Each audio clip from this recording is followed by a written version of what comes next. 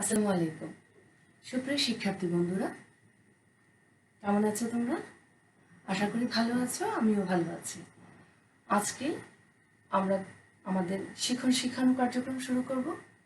তার আগে আমি বলে নিচ্ছি আমাদের আজকের পড়ার বিষয় নবম দশম শ্রেণীর রসায়ন বিজ্ঞান ষষ্ঠ অধ্যায়। আজকে আমাদের পড়ার পাঠ হলো মৌলের ধারণা ও রাসায়নিক গণনা। আমরা আজকে পড়ব মৌলের ধারণা ও রাসায়নিক গণনা থেকে কয়েকটা টপিকস নিয়ে আমরা আজকে কথা বলবো। তাহলে আমরা দেখে নেই আজকে আমাদের শিখন ফলগুলি কি হতে পারে। প্রথমে আমরা দেখব মৌল কি, অ্যাভোগাড্রো সংখ্যা, অণুর আণবিক ভর বের করতে পারবো। তাছাড়া আমরা গ্যাসের মোলার আয়তন নিয়ে একটু কথা বলব। তাহলে চলো বন্ধুরা, আজকে আর দেরি না করে আমরা আমাদের মূল পাঠে চলে যাই। শুরুতে আমরা পড়ব মৌলের ধারণা। তাহলে আমাদেরকে জানতে হবে মৌল কি। মৌল কি? মৌল হলো রাসায়নিক পদার্থের পরিমাপের একক। মৌল কি? মৌল হলো রাসায়নিক পদার্থের পরিমাপের একক। ধরো 12টি অক্সিজেন সমান সমান 1 ডজন অক্সিজেন। 100টি অক্সিজেন সমান সমান 1 অক্সিজেন। 1000টি অক্সিজেন সমান সমান 1000 অক্সিজেন। তেমনই ভাবে আমরা একটা সংখ্যা পাই, তেমনই ভাবে আমরা বলতে পারি 6.02 into 10 to the power 23 এতটি অক্সিজেন সমান সমান 1 মোল অক্সিজেন। তাহলে দেখো বন্ধুরা, আমরা এখানে কি পেলাম? মূল কি? মূল হলো রাসায়নিক পদার্থের পরিমাপের একক। মূল হলো রাসায়নিক পদার্থের পরিমাপের একক। যদি 12টি অক্সিজেন সমান সমান 1 ডজন অক্সিজেন হয়, 100টি অক্সিজেন সমান যদি 100 অক্সিজেন হয়, 1000টি অক্সিজেন সমান যদি 1000 অক্সিজেন হয়, তেমনই ভাবে আমরা বলতে পারি 1000 অক্সিজেন হয়, তেমনই ভাবে আমরা বলতে পারি 6.02 into 10 to the power 23টি oxygen সমান সমান 1 মোল অক্সিজেন। অর্থাৎ এই 1 মোল সমান সমান আমরা ধরে নিব, এখান থেকে পেলাম আমরা 6.02 into 10 to the power 23। তাহলে 1 মোল সমান একটা সংখ্যা, যে সংখ্যাটার পরিমাণ হলো 6.02 into 10 to the power 23। অতএব 6.02 into 10 to the power 23 সংখ্যাটির পরমাণু, অণু বা আয়ন ইত্যাদি সকল ক্ষেত্রে ব্যবহার করা হয়। যে আমরা শুধুমাত্র অণুর বেলা ব্যবহার করব তা নয়। এই সংখ্যাটি আমরা কি করতে পারি? যে 6.02 into 10 to the power 23 আমরা পদার্থের অণু, পরমাণু এবং আয়ন এই তিনটার ক্ষেত্রে ব্যবহার করতে পারি। তো সেই ক্ষেত্রে আমরা কি লিখব? যে এই সংখ্যাটি যেহেতু আমরা তিনটা সংখ্যাতে ব্যবহার করতে পারি, আমরা অণুর পরিমাপেও বলতে পারি, পরমাণু পরিমাপেও বলতে পারি এবং আয়নের ক্ষেত্রেও বলতে পারি। সুতরাং এই সংখ্যাটার একটা নাম আছে, সেই সংখ্যাটাকে আমরা বলি অ্যাভোগাড্রো সংখ্যা। কি বলি আমরা? সেই সংখ্যাটাকে বলা হয় অ্যাভোগাড্রো সংখ্যা। অর্থাৎ অ্যাভোগাড্রো নামে একজন বিজ্ঞানী এই সংখ্যাটা আবিষ্কার করেছিলেন, তাই ওনার নাম অনুসারে আমরা এই সংখ্যাটাকে বলা হয় অ্যাভোগাড্রো সংখ্যা বা অ্যাভোগাড্রো সংখ্যা হিসেবে আমরা এই সংখ্যাটাকে চিনি। তাহলে এবার দেখো আমরা অণুর আণবিক ভর কিভাবে বের করতে হয়। আমরা অ্যাভোগাড্রো সংখ্যা দেখলাম, অ্যাভোগাড্রো সংখ্যা থেকে আমরা মৌলের আণবিক ভর কিভাবে বের করব।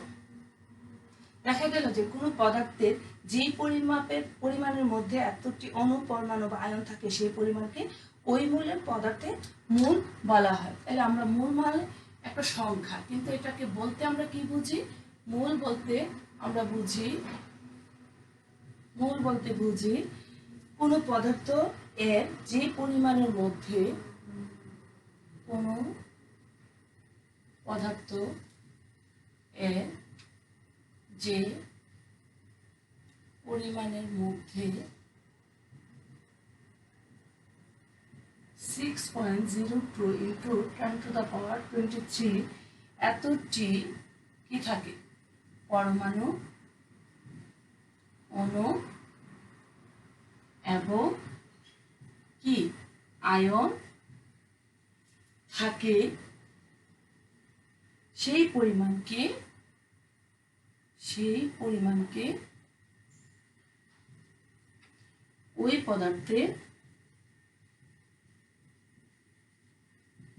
মোল বলা হয়। তাহলে আমরা দেখতে পাচ্ছি যে এত থাকলে এইটা 6.02 × 10⁻23 থাকলে আমরা ওই পদার্থের মোল বলি, অর্থাৎ 1 মোল বলা হয়। তাহলে 1 মোল সমান কি 6.02 × 10⁻23t।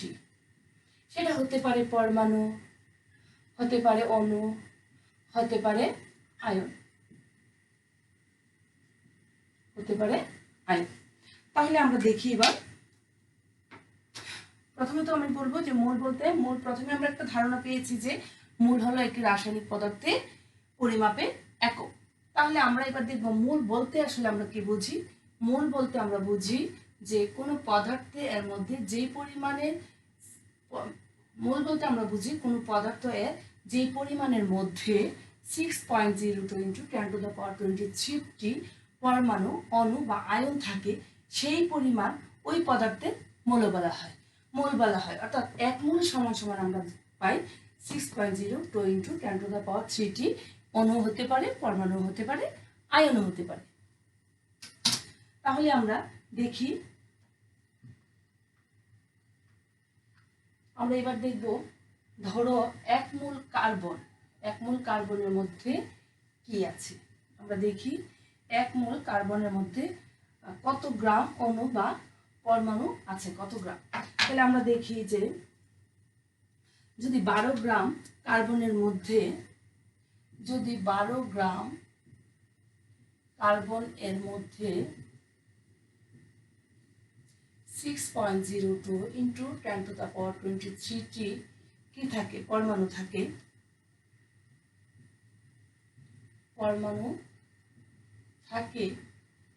কত গ্রাম? 12 গ্রাম। যদি 12 গ্রাম কার্বনের মধ্যে 6.02 × 10⁻23t পরমাণু থাকে, তাহলে আমরা পানির মধ্যে কতটি পরমাণু আছে আমরা দেখি পানিতে। তাহলে আমরা দেখব পানিতে হলো 18 গ্রাম পানি মানে H2O সমান এর মধ্যে কি আছে, এর মধ্যে 6.02 × 10⁻23 অণু থাকে, এতটি অণু থাকে। তাহলে আমরা দেখব যে এখানে এতটি অণু আছে, অর্থাৎ 18 গ্রাম পানি। এই 18 গ্রাম পানি সমান কত, 1 মোল অণু।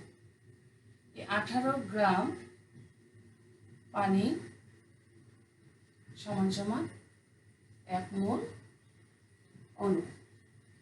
অনুরূপভাবে আমরা আরো কতগুলা মোলে বের করতে পারি। সেইভাবে আমরা আমাদের পারমাণবিক ভরগুলা, আমরা আণবিক ভর ও গ্রাম, এইভাবে রাসায়নিক পদার্থে পারমাণবিক ভর অথবা আণবিক ভরকে গ্রামে প্রকাশ করে যে পরিমাণ পাওয়া যায় তাকে ওই পদার্থের মোল বলা হয়ে থাকে। আমরা এইভাবে বলতে পারি যে রাসায়নিক পদার্থের পারমাণবিক ভর অথবা আণবিক ভরের ক্ষেত্রে একটি গ্রামে প্রকাশ করার জন্য, অর্থাৎ আমরা এখানে 1 মোলকে আমরা কি করেছি, গ্রামে প্রকাশ করেছি। অর্থাৎ 1 মোল পানি সমান হলো 18 গ্রাম পানি। এখানে 1 মোল কার্বন সমান হলো 12 গ্রাম কার্বন। তাহলে আমরা মূল কথাটা হলো যে আমরা মূলকে যদি গ্রামে প্রকাশ করি, অর্থাৎ অণুর সংখ্যা, আয়নের সংখ্যা বা পারমাণবিক সংখ্যা, পরমাণুর সংখ্যাকে যদি আমরা গ্রামে প্রকাশ করি, সেটাকে আমরা বলবো ওই পদার্থের, ওই পরিমাণের, ওই পদার্থের 1 মোল। সুপ্রিয় শিক্ষার্থীরা, আমরা এই পর্যায়ে দেখব আণবিক ভর বের করার কিছু পদ্ধতি। আমরা কিভাবে আণবিক ভর বের করতে পারি সেরকম কিছু পদ্ধতি আমরা এখন দেখব। ধরো সোডিয়াম ক্লোরাইডের আণবিক ভর আমরা বের করব। তাহলে সোডিয়াম ক্লোরাইড হলো NaCl। সোডিয়াম ক্লোরাইডের আণবিক ভর বের করব। তাহলে সোডিয়াম ক্লোরাইডের আণবিক ভর বের করতে গেলে আমাদের কি করতে হবে, প্রথমে আমরা বের করব সোডিয়ামের পারমাণবিক ভর এবং ক্লোরিনের পারমাণবিক ভর। তাহলে আমরা জানি সোডিয়াম ক্লোরিন সমান, সোডিয়ামের পারমাণবিক ভর কত? সোডিয়ামের পারমাণবিক ভর হলো 23 প্লাস ক্লোরিনের হলো 35.5, তাহলে কত হলো 58.5। তাহলে 1 মোল ক্লোরিন 1 মোল সোডিয়াম ক্লোরাইড সমান সমান 1 মোল সোডিয়াম ক্লোরাইড সমান হবে 58.5 গ্রাম। এভাবে আমরা সোডিয়াম ক্লোরাইডের পরে আমরা সালফিউরিক অ্যাসিড, তারপরে হাইড্রোক্লোরিক অ্যাসিড, তারপরে আমরা কপার সালফেট, এগুলা আরও আস্তে আস্তে আমরা বাসায় চেষ্টা করব। বাকিগুলো তোমরা বাসায় চেষ্টা করবে, দেখবে, পারবে। আর যদি না পারো তাহলে তোমরা আমার সাথে আবার কমেন্টে যোগাযোগ করবে। এই পর্যায়ে আমরা দেখব গ্যাসের মোলার আয়তন। তাহলে গ্যাসের মোলার আয়তন আসলে কিভাবে বের করা যায়, বা মোলার আয়তনটা কি? মোলার আয়তনটা হলো 1 মোল গ্যাসীয় পদার্থ যে আয়তন দখল করে, অর্থাৎ মোলার আয়তন। মোলার আয়তন, মোলার আয়তন হলো 1 মোল গ্যাসীয় পদার্থ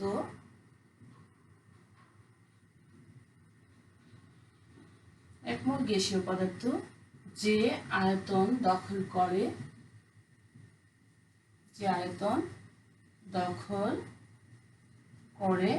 তাকে ওই গ্যাসের মোলার আয়তন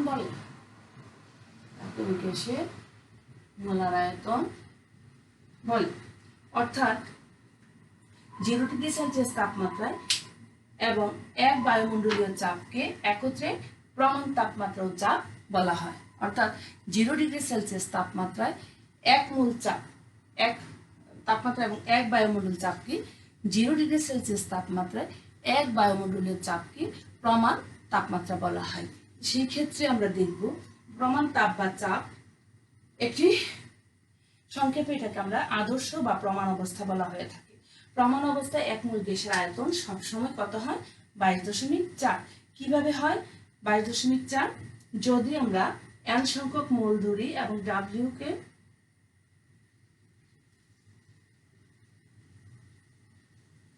অর্থাৎ আমরা যদি দেখি যে n ইকুয়াল টু মোল সংখ্যা, W ইকুয়াল টু গ্রামে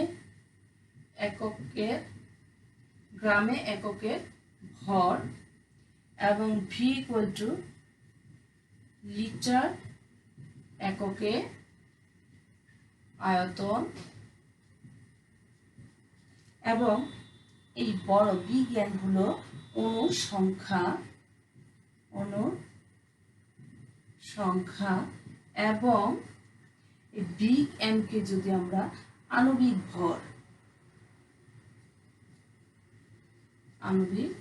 ভর হয় তাহলে আমরা লিখতে পারি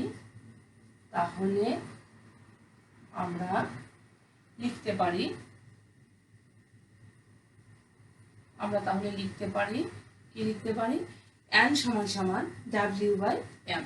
তাহলে আমরা লিখতে পারি, জায়গাটা একটু মুছে লিখি, তাহলে আমরা লিখতে পারি n সমান সমান W/n, অর্থাৎ অথবা লিখতে পারি n সমান সমান V/22.4 লিটার, কিংবা আমরা লিখতে পারি n সমান সমান V/6.02 × 10⁻23।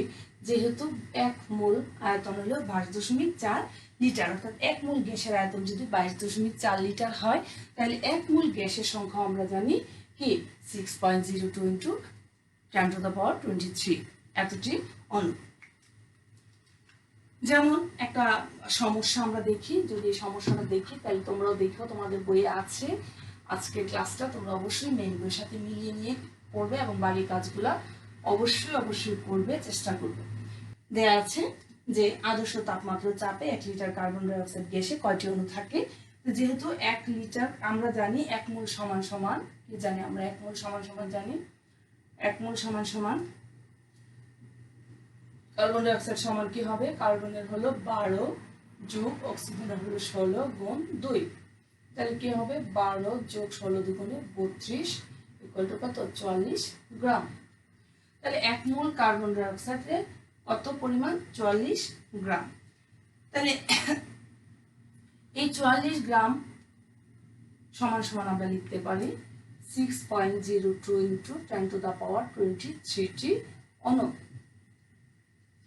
এই 44 গ্রাম সমান আমরা লিখতে পারি 6.02 ইন্টু, অর্থাৎ 1 মোল সমান যদি 44 গ্রাম হয় তাহলে 1 মোল সমান আমরা একটা সংখ্যা জানি, সেই সংখ্যাটা হলো 6.02 ইন্টু 10 টু দ্য পাওয়ার 23 এতটি।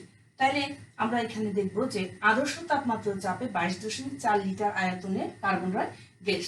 তাহলে এইখানে এই সংখ্যাটি হলো 22.4 লিটার গ্যাস, এবং তখন কি থাকবে আদর্শ তাপমাত্রা ও চাপ, অর্থাৎ 0 ডিগ্রি সেলসিয়াস তাপমাত্রা এবং 1 বায়ুমণ্ডলীয় চাপকে আমরা জানি কি আদর্শ তাপমাত্রা চাপ। সেই আদর্শ তাপমাত্রা চাপে 1 মোল কার্বন ডাই অক্সাইডের মধ্যে অথবা 44 গ্রাম কার্বন ডাই অক্সাইডের মধ্যে 6.02 ইন্টু 10 টু দ্য পাওয়ার 23 কি থাকে অণু থাকে, যার আয়তন হলো 22.4 লিটার। তাহলে আদর্শ তাপমাত্রা চাপে 22.4 litre carbon die oxide gas থাকে। তাহলে আদর্শ তাপমাত্রা চাপে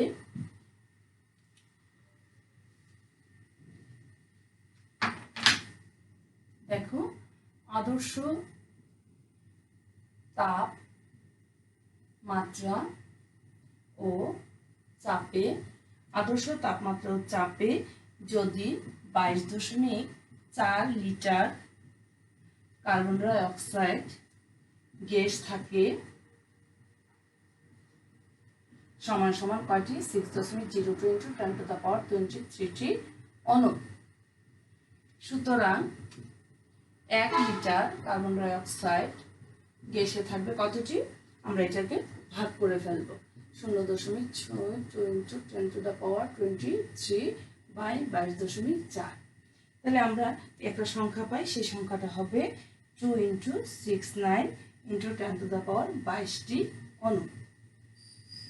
এরকম করে আরো কিছু বাড়ির কাজ আছে, তোমরা সেই বাড়ির কাজগুলি করবে। যেমন আরেকটা দেওয়া আছে, প্রমাণ করো যে 5 লিটার মিথেন গ্যাসে কয়টি হাইড্রোজেন পরমাণু থাকে। তো সুপ্রিয় শিক্ষার্থীরা, আমরা আজকে যেটুকু আলোচনা করলাম সে আলোচনার প্রেক্ষিতে আজকে আমরা যা আলোচনা করলাম সেই আলোচনাগুলো আমরা আবার একটু রিভিউ করে দেখি। আমরা আজকে পড়েছি মোল কি, মোল একটি রাসায়নিক পদার্থের পরিমাপের একক, এবং পড়েছি অ্যাভোগাড্রোর সংখ্যা কিভাবে বের করতে হয় বা অ্যাভোগাড্রোর সংখ্যাটা কি। তারপরে আমরা পড়েছি মোলের আণবিক ভর আমরা কিভাবে বের করব, সেই আণবিক ভরের একটা পদ্ধতি আমরা দেখে নিলাম এবং একটা গাণিতিক সমস্যাও সমাধান করে নিলাম। পাশাপাশি আমরা দেখলাম গ্যাসের মোলার আয়তন কত 22.4 লিটার। তাহলে বিভিন্ন মোলের কিভাবে গ্যাসের মোলার আয়তন বের করতে হয় সেটাও আমরা কার্বন ডাই অক্সাইড দিয়ে দেখে নিলাম। তোমরা বাড়িতে এই হোমওয়ার্কটা আবার করবে যে প্রমাণ অবস্থায় বাড়ির কাজ তোমরা বাড়ির কাজ করবে প্রমাণ অবস্থায়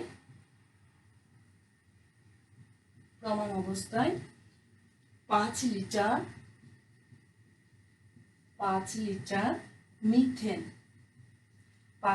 মিথেন গ্যাসে কয়টি হাইড্রোজেন পরমাণু থাকে কিংবা আছে এটা তোমরা বের করবে। তারপরে আরেকটা বের করবে 5 মোল কার্বন ডাই অক্সাইড গ্যাসের প্রমাণ অবস্থায় আয়তন কত, এটা 1 নাম্বার। 2 নাম্বারটা করবে 5 মোল কার্বন ডাই অক্সাইড গ্যাসে প্রমাণ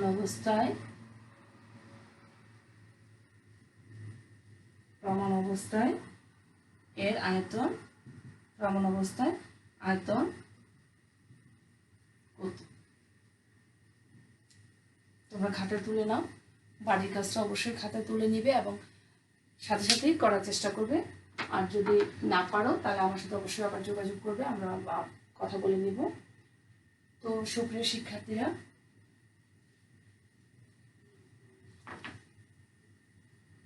আজকে আমরা মোটামুটি একটা ক্লাস করেছি, আশা করি তোমাদের ভালো লেগেছে। আমরা আবার পরবর্তী ক্লাসে এই অধ্যায় থেকে আমরা পড়ব। আগামী ক্লাসে আমরা পড়ব মূলারিটি কি, মূলার আয়তন এবং মূলার দ্রবণ। আমরা আগামী ক্লাসে পড়ব মূলার দ্রবণ, মোলারিটি এবং কিভাবে মৌলের আণবিক ভর বা আণবিক সংকেত, কিভাবে মৌলের আণবিক সংকেত বের করতে হয়। যৌগের মৌলের শতকরা সংযুক্তি, যৌগের মৌলের শতকরা সংযুক্তি কিভাবে বের করতে হয় আমরা সেটা পরবর্তী ক্লাসে আবার দেখে নেব। সেই পর্যন্ত তোমরা ভালো থাকবে, সরকারি স্বাস্থ্যবিধি মেনে চলবে, অবশ্যই বিনা প্রয়োজনে বের হবে না, আর বের হলে অবশ্যই মাস্ক পরে বের হবে এবং সামাজিক দূরত্ব রক্ষা করে চলবে। কারণ তোমার রক্ষা তোমার হাতে, তোমার রক্ষা তোমার কাছে, এবং তোমার কাছে তোমার পরিবারের সুরক্ষা ধরে নিতে হবে। তুমি সকলকে সুরক্ষিত করতে পারো, সেই দায়িত্ববোধ নিয়ে তোমাকে চলতে হবে। সে পর্যন্ত ভালো থেকো। আল্লাহ হাফিজ।